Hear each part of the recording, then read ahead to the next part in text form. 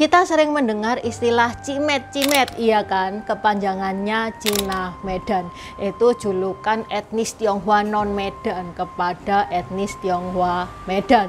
Tapi kenapa kok cuman Cimet doang? Kenapa nggak ada julukan Cisu, Cina Surabaya, atau Cija, Cina Jakarta? Ya karena Cimet ini beda daripada cindo-cindo lainnya. Bedanya kayak gimana? Nonton video ini sampai habis. Tajian ni hao, namaku Intan, selamat datang di channel aku, Dynasty. Kalau teman-teman suka sama kaos yang Intan pakai, ini kaos edisi Imlek ya, naga kayu. Tuh, naganya ngukir dari kayu. Dan ini di sini juga ada tulisannya, semoga tahun naga itu membawa rezeki. Wis kurang lebih bahasa Indonesianya kayak gitu. Kalau teman-teman pengen tahu apa filosofi di balik gambar ini, terus mau mengenal detail produknya kayak gimana, ini linknya di deskripsi juga sudah Intan taruh.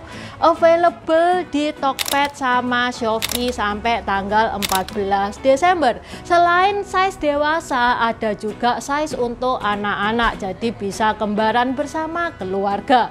Selain gambar naga, ada juga gambar naga yang bling-bling. Kalau naga yang bling-bling ini bukan edisi Xinjia ya, jadi tulisannya cuman Lung saja, bukan Lung Nian. Selain gambar naga, ada juga tokoh-tokoh pahlawan lainnya seperti Guan Yu, Zhuge Liang, Hakim Pao, Kera Sakti. Yuk buruan di check out. Oke, let's start. Akhir-akhir ini viral ya istilah Cipe. Apa itu Cipe? Cina pelit. Wis, itu julukannya teman-teman kita terhadap cindo-cindo. Ya nggak nyalahkan sih kalau mereka julukin Cipe gitu, karena ya memang kenyataannya orang-orang Tionghoa itu lebih perhitungannya lebih jelimet. Kalau misalkan utang nih, utang 1111 sama orang Tionghoa, dia ditagihnya ya 1111. Ya mungkin kalau sama teman-teman yang lokal itu, oh sudahlah 1100 saja, wes 11-nya buat amal gitu ya. Kalau ini diperhitungkan sampai Rp1 aja diperhitungkan. Tapi guys, cindo itu guys gak kerasa loh kalau dia itu pelit. Karena di circle-nya si cindo sendiri ada julukan untuk circle pelit, yaitu Cina Medan atau Cimet. Disclaimer ya guys ya, Intan bilang Cina-Cina ini karena memang itu julukannya itu Cimet, Cina Medan, bukan Tionghoa Medan. Jadi bukannya Intan bermaksud nggak sopan gitu, bukan ya. Eits, buat teman-teman Medan jangan keburu kebakaran jenggot, jangan buru-buru Intan di unsubscribe gitu ya. Memang pelit itu salah satu stereotipnya Cimet. Tapi ada juga hal positif yang kita akui dari Cimet. Cimet itu guys kalau kerja luar biasa, kagak ada capeknya, gesit, dedikasi banget. Ibarat nih ya, udah mau nutup toko, udah nurunin rolling door, ada orang itu tiba-tiba datang, kok mau beli kok, buka gak ini tokonya? Normalnya orang-orang itu bakal jawab, jelas-jelas sudah megang rolling door, buat apa kalau bukan buat nutup toko, pakai nanya. Tapi kalau Cimet jawabnya beda, rolling door-nya nggak jadi ditutup. Oh enggak, kita masih buka kok, ini latih apa rolling door-nya bisa ditutup. Pasti buka kok tokonya. Sampean mau beli apa? Ya gitu, dah Cimet kerjanya itu full energi. Jadi kalau dibilang Indo-Jawa itu, Cindo-Jawa itu nggak suka sama Cimet itu, ya enggak loh. Ya mungkin ada nggak sukanya sama kepelitannya, tapi suka banget sama kinerjanya. Enak loh dibuat partner bisnis. Intan sendiri nggak percaya kalau Tionghoa Medan itu pelit. Gak percaya. Buat teman-teman Tionghoa Medan, pastikan Anda tidak pelit dengan beli kaos Intan Dynasty. Cimet itu guys, dari nadanya sudah kelihatan ya, lantang, keras, cepet. Kesini kau. Ya itu mencerminkan orangnya juga kayak gitu. Orangnya kebanyakan keras-keras dan kerjanya itu cepet.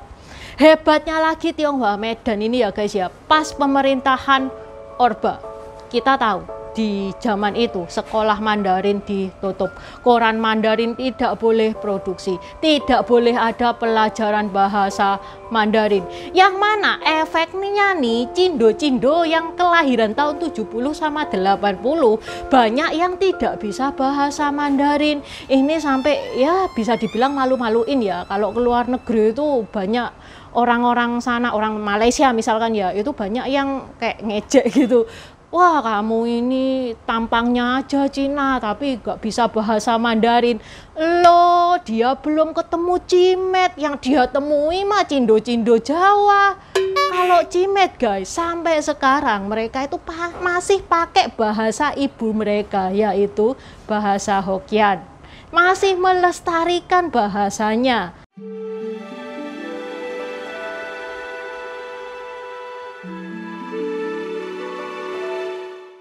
Oke, nggak pakai lama. Gimana sih sejarahnya Tionghoa Medan tersebut?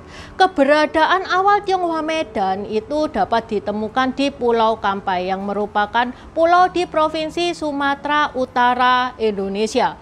Nggak jelas ya kayak gimana kronologisnya, tapi ada temuan arkeologis yang menunjukkan bahwa keberadaan pedagang Tionghoa di Tanah Delhi itu sudah sejak abad ke-12 Masehi. Tanah Delhi itu ya yang sekarang jadi Medan itu ya. Pada saat John Anderson dikirim untuk misi diplomatik di pantai utara Sumatera tahun 1823, John Anderson ini sudah melaporkan adanya etnis Tionghoa di Delhi dan Asahan. Dari 1000 penduduk, 20 itu etnis Tionghoa, 100 itu dari India, sisanya itu Melayu. Tanah Delhi ini guys, pada zaman Belanda itu ya terkenal banget dengan kesuburan tanahnya. Dan ini menarik minat warga Belanda bernama Jacob Nienhuis untuk ngebikin perkebunan tembakau di Delhi. Nienhuis kemudian mendirikan Delhi Majapahit pada tahun 1869 setelah mendapatkan konsensi. Konsensi itu surat izin ya dari Sultan Delhi. Perkelahan untuk menanam tembakau seluas 4.000 bahu selama 20 tahun. Konsesi ini tanpa uang sewa di 5 tahun pertama dan setelah itu membayar sewa hanya $200 setahun. Majapahit ini artinya perusahaan guys, itu bahasa Belanda. Supaya lebih gampang Intan bilangnya perusahaan Delhi aja ya. Perusahaan Delhi ini kemudian berkembang pesat, bahkan menjadi salah satu perusahaan tembakau terbesar dan paling sukses di Hindia Belanda pada masanya.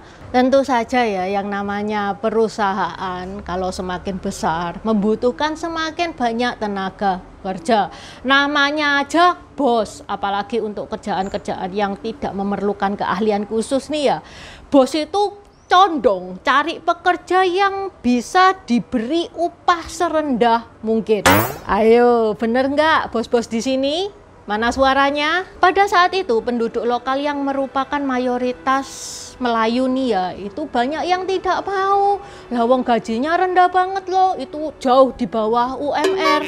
Sehingga perusahaan Delhi ini mendatangkan kuli kontrak dari Tiongkok. Ya kok mau ya orang-orang Tiongkok digaji serendah itu? Beda goals guys, karena di Tiongkok pada saat itu kondisi ekonominya itu lagi semrawut, lagi kacau. Dia yang namanya penduduk Tiongkok itu ya kepingin pindah negara, cari kehidupan yang lebih baik.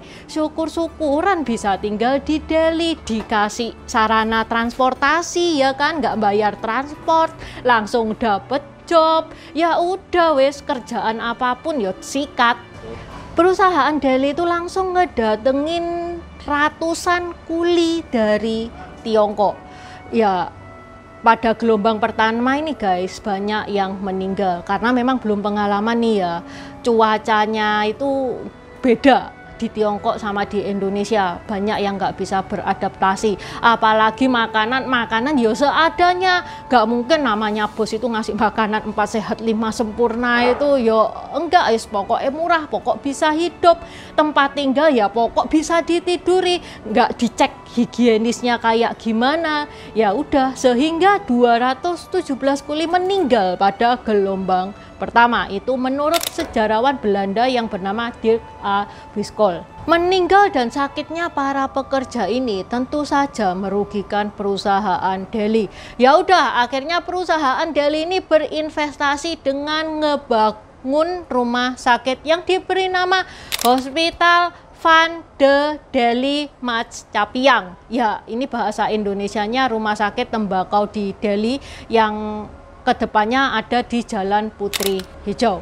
Nah, ini rumah sakit ini awalnya didirikan itu untuk pemeriksaan kesehatan kulit Tiongkok yang didatangkan sebagai pekerja di perkebunan. Setelah itu lambat laun dibenerin sistem kerja untuk kuli-kulinya sampai kuli-kulinya itu tidak ada yang meninggal, bisa bekerja dengan baik-baik di perusahaan Delhi. Tapi lama-kelamaan perusahaan Delhi ini melirik masyarakat lokal karena lebih tertarik sama attitude-nya masyarakat lokal daripada masyarakat Tiongkok. Sehingga perlahan-lahan buruh Tiongkok itu posisinya banyak yang tergeser dengan buruh-buruh lokal. Buruh Tiongkok gimana kan harus hidup nih ya. Dia mulai berganti profesi menjadi pedagang yang memang sudah menjadi passion mereka. Karena tanah Delhi ini terkenal sebagai tanah yang subur, penghasil sumber daya alam, sehingga banyak menarik imigran-imigran Tiongkok yang emang niatnya itu untuk berdagang. Seperti salah satunya adalah Chong Afi yang terkenal sebagai Crazy Rich Medan yang murah hati. Intan pernah ngebahas tentang Chong Afi ini. Buat teman-teman yang pengen tahu lebih detail tentang Chong Afi, ini linknya di deskripsi juga sudah Intan taruh. Kedatangan pekerja-pekerja kontra asal Tiongkok, pedagang-pedagang Tiongkok ini sempat membuat sensus itu berubah. Bahkan warga Tionghoa itu sempat dominan di kota ini. Dengan hasil sensus pada tahun 1930, etnis Tionghoa itu adalah etnis terbesar di tanah Delhi dengan 35,6% dari keseluruhan penduduk. Ada peristiwa menyedihkan yang terjadi tepatnya pada 8 Mei 1966 saat PKI itu, isu PKI lagi santer-santernya. Pangdam Aceh menginstruksikan agar etnis Tionghoa itu meninggalkan Aceh sebelum 17 Agustus. Sehingga 15.000 Tionghoa Aceh datang ke Medan dan menetap di Medan.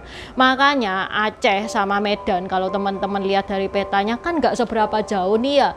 Tapi jumlah etnis Tionghoanya di Aceh itu hampir tidak ada, sedangkan di Medan itu masih ya tergolong banyak. Tadi kan persentase etnis Tionghoa Medan itu termasuk banyak nih ya, sampai 35%.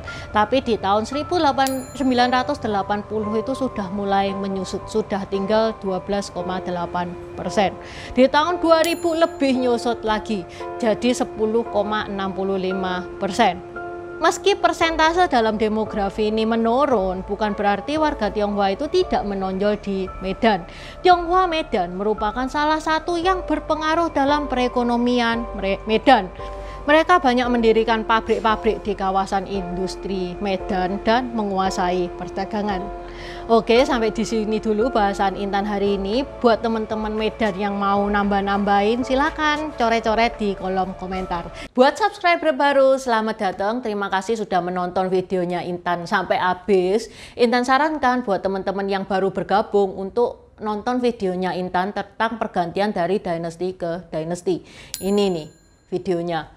Di deskripsi juga sudah Intan taruh, karena di video pergantian dinasti itu adalah basic dari semua videonya Intan. Itu yang pertama. Yang kedua, video pergantian dari dinasti ke dinasti ini bakal sangat membantu teman-teman kalau misalkan teman-teman itu nonton film-film Tiongkok yang kuno-kuno itu bakal sangat membantu banget, karena film-film Tiongkok itu nggak menceritakan secara jelas background kayak gimana. Terima kasih udah nonton channel ini sampai habis. Dukung aku terus berkarya dengan klik subscribe dan bunyikan lonceng di bawah ya guys.